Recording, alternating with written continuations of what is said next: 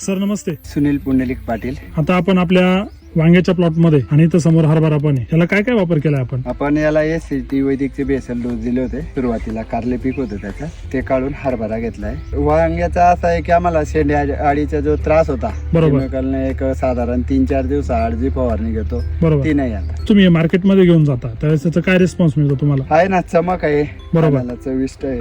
10 गुंठ्यामध्ये किती तोडा निघतो तुमचा? आठवड्याला साधारण 3-3.5 क्विंटल. शेजारीच तुमचा हरभरा सुद्धा आहे, तर याला काय वापर केलाय तुम्ही? त्याला काही नाही सर. मग काहीच नाही टाकता, असं कसं काय आला तू?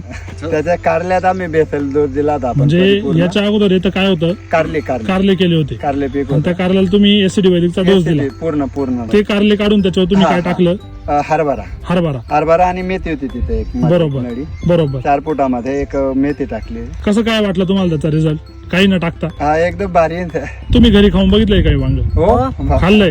कशी काय चव कशी लागते? एकदम चांगली सर. चांगली लागते. आमच्याकडे उकडा म्हणतात, त्या खाटक्याच्या घरी असतो हा, आणि खाटक्याच्या उकडा आपल्या घरी. अच्छा. वांगी. वांग्यासाठी नॉनव्हेज पेक्षाही चविष्ट याची भाजी हो, लागते. हो. मग त्याला आता जर काही वाटलं तर येतोय ना सर तो आपल्याकडे. बरोबर. साधारण तो वांगी मेथी घेण्यासाठी शेतापर्यंत येते. महिन्यापासून सारखं उत्पन्न आहे. ओके. हा, भाव सुरुवातीला जास्त होता, हा, आता रेट कमी 20 रुपयापर्यंत आला. बरोबर. पण मार्केट पेक्षा तुम्हाला काय अनुभव चांगला येतो का? थोडस आहे ना सर, म्हणजे 1-2-5 रुपये देतात ते सकट. वाढीव देतात. वाढीव. भाव तो पण जर राहिला ना आपला, हा. आधी आपला माल घेतील ते, बरोबर. तो 20 रुपये का जे आहे ना, आधी आपल्याला मोकळं करून देतात. एकंदरीत एसिडी वैदिक वापरून तुम्ही खुश आहात? हो, आहे ना. ओके.